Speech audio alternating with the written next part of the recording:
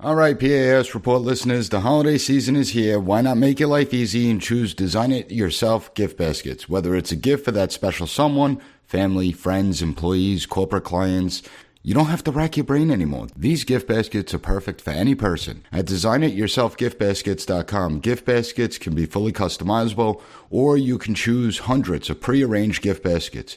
Design It Yourself gift baskets are festive for the holiday season, whether it's Thanksgiving, Christmas, Hanukkah, and you can be sure that these beautifully decorated gift baskets will make anyone feel appreciated. No matter who you're shopping for, go to designityourselfgiftbaskets.com.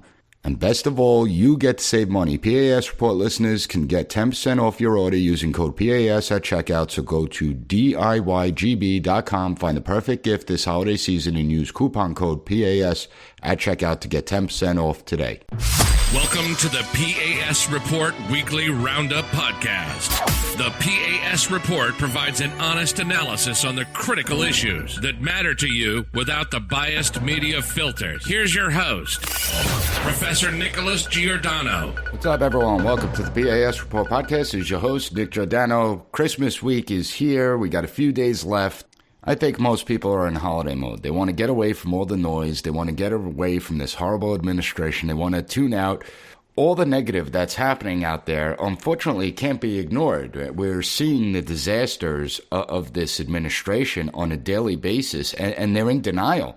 Not only are they in denial, they attack anyone that dares to raise questions about their failed policies. That it's not their fault.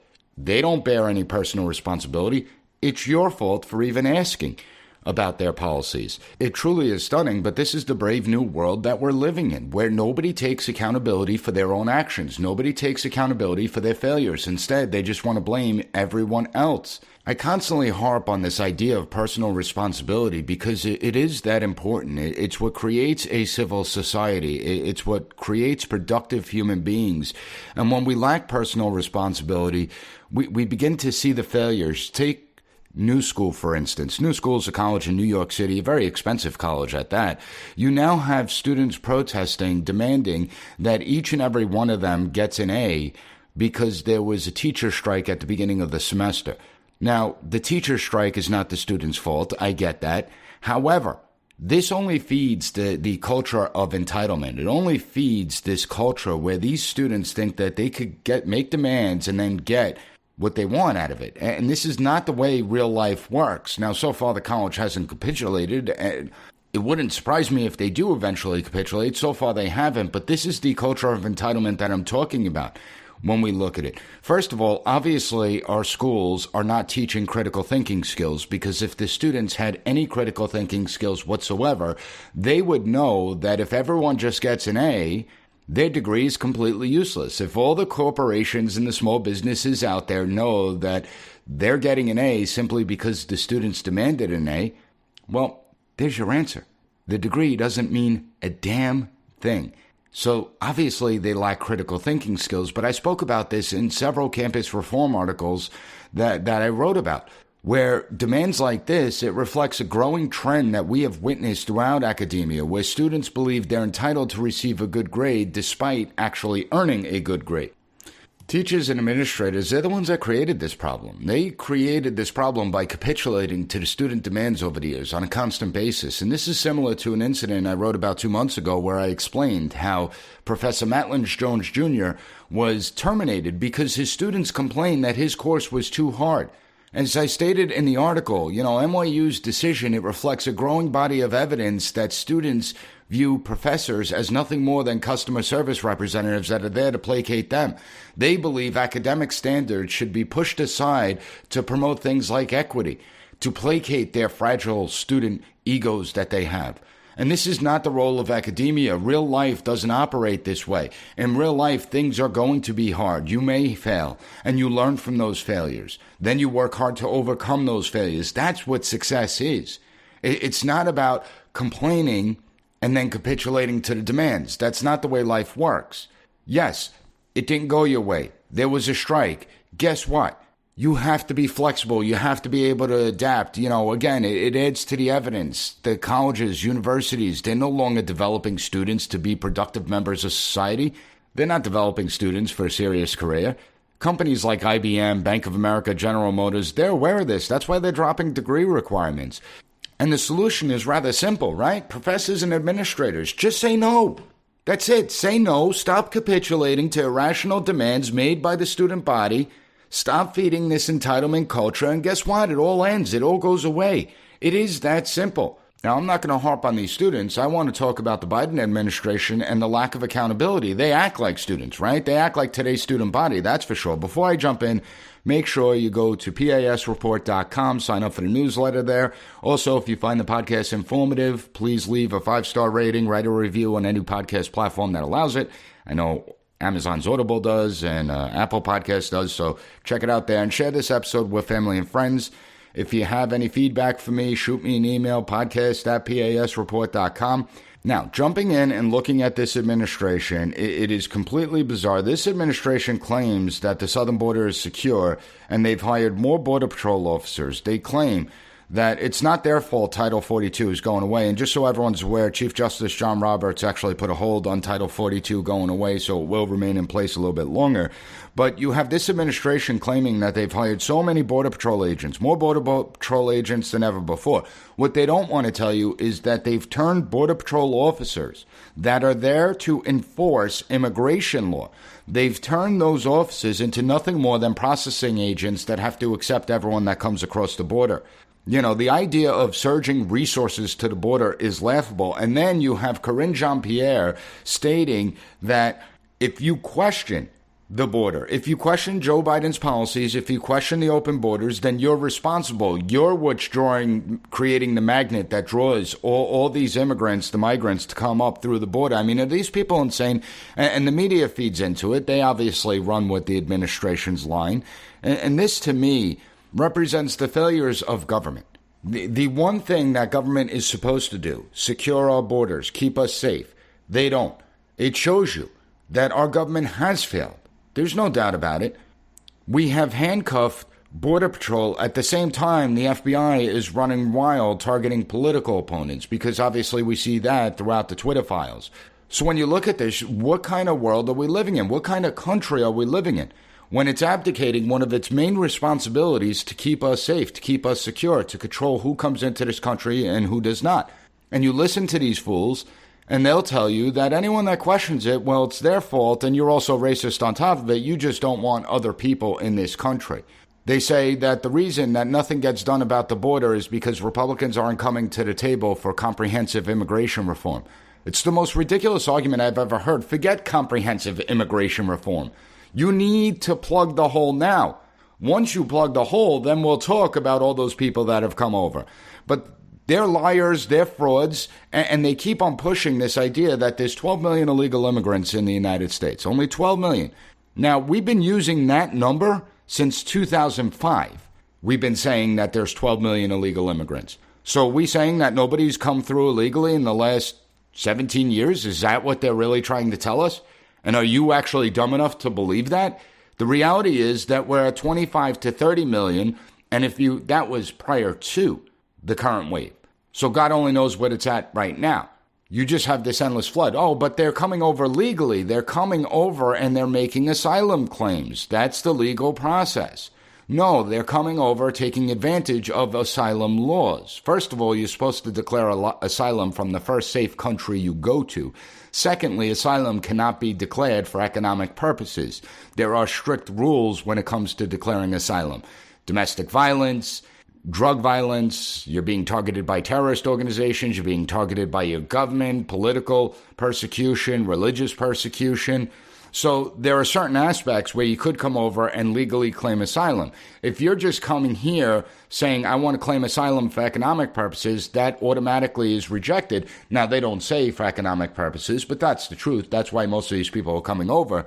They know that once they say that they want to declare asylum, that they're going to be released, and they're going to have to show up eventually, years down the road, at some immigration hearing to hear their asylum case because of the backlog that's currently going on.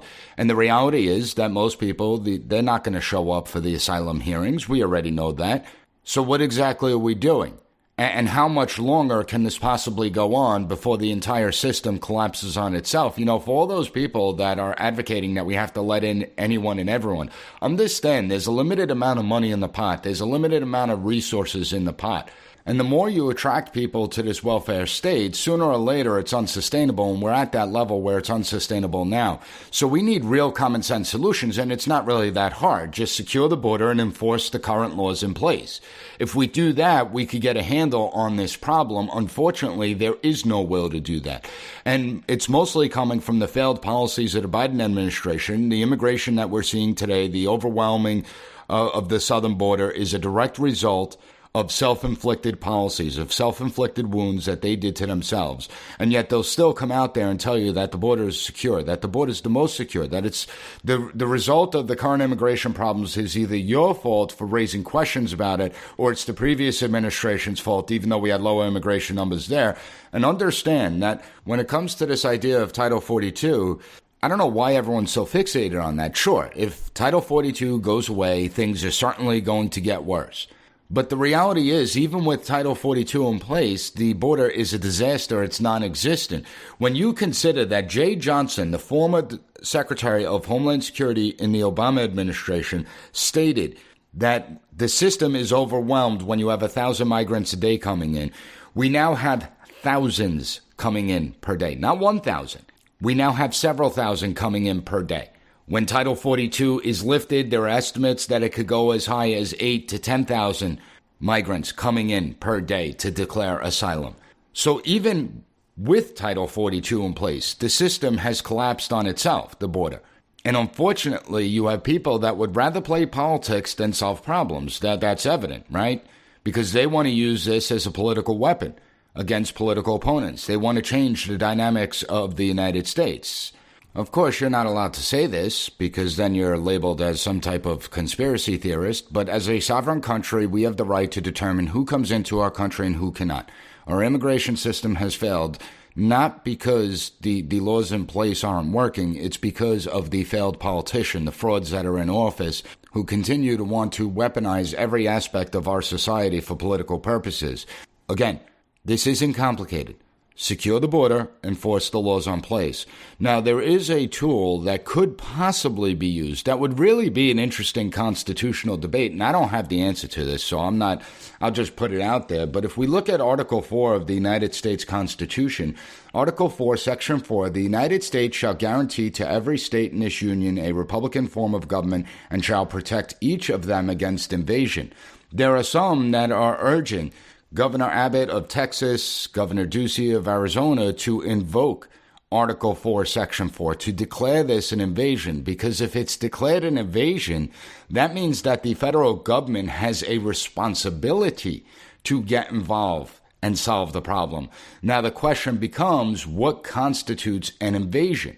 Obviously, when we think of invasion of our minds and we look at this provision, we think of territorial conquest of, militaries coming over, trying to overthrow the states, take land, overthrow the government, take resources. However, because it's not specified in the Constitution of what actually constitutes an invasion, it is a real good question of whether or not this would force the federal government to get involved. I could easily make the legal argument that if we look at the definition of invasion, it's an incursion by a large number of people and an unwelcome intrusion into another's domain. That's straight out of the dictionary. So I could make the argument that Article 4, Section 4 would apply here. That these are people that are making an incursion into our lands, taking advantage of our laws, violating our laws to a large degree, and because of the overwhelming numbers, it's now elevated to an invasion. So it would be an interesting constitutional battle to see how the courts would side, because I could assure you, if Governor Abbott or Governor Ducey ever invoked an invasion, I could assure you the executive branch would challenge that in court. But if I'm doing a strict interpretation of the Constitution, this checks all the boxes when it comes to an invasion. And I think that even normal Democrats and people on the other side of the aisle are starting to realize that this is becoming a real problem. This is really going to hurt the United States. You have to understand, as I said before, that there's only a limited amount of money in the pot. There's only a limited amount of resources in the pot. And so how much is being taken away from American citizens? How much is being taken away from those that came here legally, that did the right thing in order to take care of these people? Listen, it sucks for these people. I'm not going to deny that. Some of them come from countries that are in really terrible shape, where there's high levels of violence, where there is no real economy. And so I understand why they're coming up, but that does not mean that we could abdicate our responsibility of taking care of the United States, taking care of the American people. I mean, we have tons of problems in our own cities, in our own states. We have tons of disasters. We need to get our own house in order before we could start absorbing the entire world into the United States. And all you're going to do if you keep on going down this path is take the United States from a first world country and turn us into a third world country. It's clear as day. It would be nice if we start to see Democrats, and I'm not talking about Congressman Cuellar. He is someone that's been outspoken on this issue for quite a long time. But I'm talking about the bulk of the Democrat Party to turn around and say, no, we just can't do this anymore. We really got to figure this out. And they put pressure on the Biden administration to actually enforce the law. I also hope that the Republicans, once they do take over the House of Representatives, as I said on a podcast a few weeks ago, I disagree with the idea of impeaching Biden. You're never going to impeach Biden and remove him from office. It's just not happening, so let's not waste time. However, I do believe that Secretary Mayorkas should be impeached. He does deserve to go. He's been an utter failure. He has lied to Congress by stating our border is secure. And I wish that we had more people in the press that actually asked this administration the tough questions. It used to be that members of the press piggybacked off each other with other questions, follow-up questions, to really try and box press secretaries in the administration and to give answers. And I'm talking about real answers.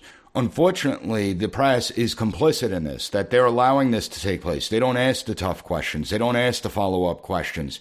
In fact, whenever a controversial subject, so you may have Peter Doocy from Fox News or Jackie Heinrich from Fox News asking a tough question, the other reporters will simply change the subject. They change the conversation. This has to stop. We do need accountability in the system.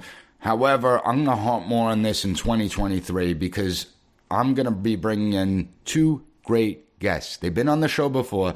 They're phenomenal guests, and I'm going to bring them in after this short break. Let's face it, in our busy lives, we don't eat enough fruits and vegetables. In fact, according to the CDC, only 1 in 10 Americans are eating the recommended daily amount of fruits and vegetables each day, missing out on essential vitamins, minerals, fibers, and antioxidants. And that's where Balance in Nature comes in. Balance in Nature sources only the best produce, free from pesticides, heavy metals, and harmful bacteria. And Balance in Nature is the best fruit and vegetable product on the market. They use only fresh, whole fruits and vegetables inside each capsule. They don't use any GMOs, fillers, binding agents, or preservatives of any kind. I would never endorse a product that I don't use myself, and since using Balance in Nature, I feel more alert, I have more energy, my focus is sharper, and I feel great. Live life to the fullest and choose Balance in Nature. P.A.S. Report listeners can get 35% off the first preferred order. Start getting the recommended daily amount of fruits and vegetables you need by using code PAS at balanceofnature.com. Welcome back, and like I said, it's Christmas time, so we got two great guests. They're back, Giovanni and Anthony. Giovanni, say hello. Hello. Anthony, say hello. Hi. Merry Christmas. So it's Christmas time. You guys happy to be back on the podcast? Yeah. And who should we start with, Anthony or Gio? No, me. I'm better. No, I'm better. We'll start with the younger one first. Yeah. So, Who's better now? What's been going on with you, Anthony? Tell the audience. I really want a dirt bike this year and like a helmet. That's what I've been wishing for the most. And do you think it's inflation out there? I don't know if Santa's going to be able to get that for you. No, I'm not going to. I already know I'm probably going to get the Fox helmet because I have more chance of doing it because we already got a dog. So, yeah. So Santa came a little early and we got a dog. And what did you name the dog? Max, because that's the best name I could think. Well, it's a good name for the dog. Do you like the dog? Yes. But Gio tried to name him Cole with, I think that is the worst name for him. Gio, what do you think of Max? I think Max is a great dog, but he always tries to bite my toes off. Yes, he always bites toes. He's a puppy. He's going to bite. So? That's not normal, biting toes. Hey, yo. Like 6 months, he's going to stop biting. He won't bite anymore. Okay. So just don't get him all hopped up like you usually do. And so when it comes to Christmas time and Santa, have you been good? I've been fine. You've been fine. Have you been good? No. Well, actually, I've been good sometimes, but sometimes I haven't. All right, that's an honest answer. I'll give it that. Gio, what about you? I've been all right. So what are you doing with yourself now? Now you're 12, so you're no longer in that cute stage for the audience anymore, because you're getting older. So what do you have to say to that? Well, I don't really think I've ever been in that cute stage for the audience because we've had this podcast since I was like 9, so I've never been really that cute. No, you were cuter when you were younger. Wait, what? He had it when he was 9? Yeah, I started this podcast a long time ago. I'm only 8. I was a baby at that time. You were close to a baby. You were a toddler. How old? 4? 3? 2? Yeah, probably I think 4 I or was 5. 2. No, 2. No, it was 4 or 5. So, Jill, what do you want for Christmas? Okay, so I got a dog, and I'm not going to get all of these things. Because Santa came a little early to deliver that dog? Yes, but I know I'm not going to get it, but I want a gaming PC. I want a better keyboard that has a better press down time. I want a better mouse for my Fortnite, because that's my favorite video game right now, and I really like to play it, so yeah. Because the PC I have now can't even run Fortnite, so I have to connect my keyboard and mouse to my Xbox and play from there. Poor you. The spoiled generation. Wait, I need to say something. It really is amazing. I need to say something. I actually wish for, Monster Energy Supercross 1. That's a game. It's like a dirt bike game. I really like the game, though. I have Monster Energy Supercross 3 right now, so I want the other. Okay, well, we'll see. I mean, again, you guys are generally good kids, so maybe Santa will bring you a little bit of something. Maybe like some underwear and socks and whatnot. What? I don't need underwear. I already got a bunch of underwear. I need socks, though. Well, you haven't been bad enough to get cold, so, well, at least you, Gio. How bad do you have? How you doing in school? I'm doing good. I get in trouble sometimes in school, but I would say I'm improving from last year That's and good. the year before. And your grades are good, so that's important. What about you, Gio? I'm a big nerd, so I got like 93s and above in all my classes. That's right. That's what's expected of you. What do you mean? Yeah. And I was kind of angry when I got 93 in a class. What class? Religion. What's your favorite subject? Probably science or social studies. And what are you learning about in social studies? The American Revolution currently. Are you interested in it? Yeah. I know you are. No, Matt Because was we dead. talk about it. So we had a test today, and basically my dad says history is never taught right, but I can prove him wrong. Peter Salem was on the... Yeah, and she probably put that on the test because you brought her up in the presentation. Otherwise, she probably wouldn't have put it on the And test. talked about how he killed General Pitcairn. Yeah, see? You're learning. That's good. Do I have to do this when I get into 7th grade? Yeah, you're going to have to do the things that Gio does. I'm You might not be more interested in the American Revolution. You might find something else interesting. Math is the best subject. Math and... what is it called? Math and reading, yeah. I have to Well, that's good. I have to And disagree. what's your favorite book that you've been reading? Oh, man. In school? No, at home. You've been the one that you've Diary been. of a Wimpy Kid. That is the best book ever. So tell the audience, why do you like it? It's just good. I just really like it. I don't know why, but I just really like it. I actually saw that in school. Every time I get something, it's like a series. Okay. Or because once I got Monster Energy Supercross 3 for Christmas, I was like, oh man, this looks like a cool game.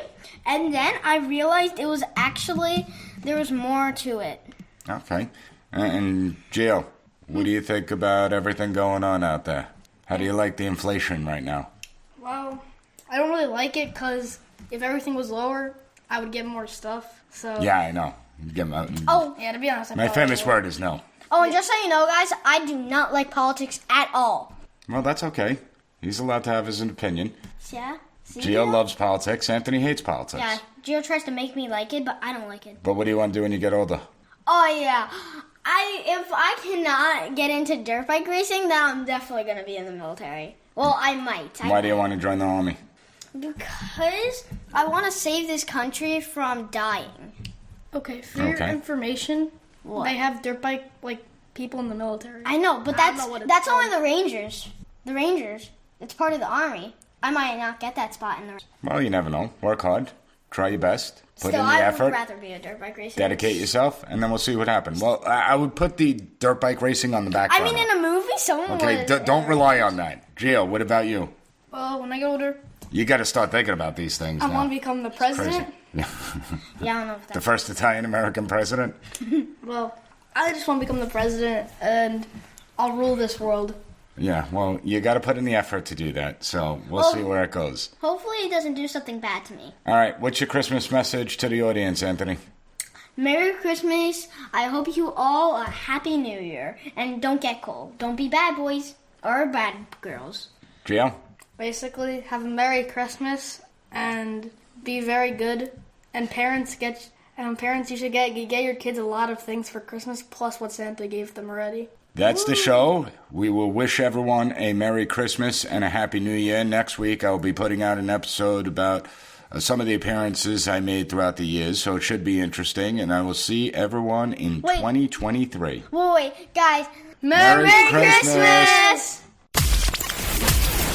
Thank you for listening to the P.A.S. Report Weekly Roundup Podcast. Have a good one. Bye. Be sure to rate, share, and subscribe to the podcast so you'll never miss an episode. Also, visit PASreport.com and follow us on Twitter at PAS Report.